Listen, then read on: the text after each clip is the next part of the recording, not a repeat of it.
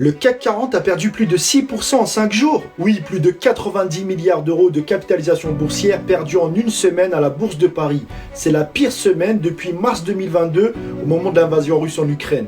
Mais qu'est-ce qui se passe? Les investisseurs paniquent à cause de l'instabilité politique en France.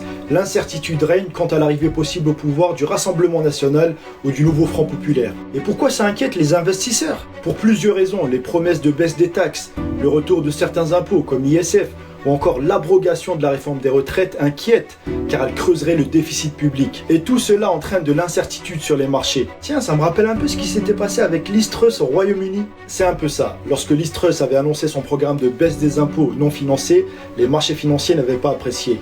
S'en est suivi une chute de la livre sterling avec une hausse des taux d'intérêt. D'ailleurs, le spread, l'écart de taux à 10 ans des obligations d'État entre la France, la dette entre la France et l'Allemagne est passée de 50 points de base à 84 points de base, du jamais vu depuis septembre 2012. Ça veut dire quoi ça? Que les investisseurs ont moins confiance en la dette française? Exactement, ça veut dire que les investisseurs demandent une prime de risque plus élevée pour acheter de la dette française. Et donc les taux d'intérêt augmentent et le coût de la dette aussi, déjà qu'elle est très élevée. Oui, il faut se préparer à tous les scénarios possibles d'ici et après le 7 juillet. Abonne-toi.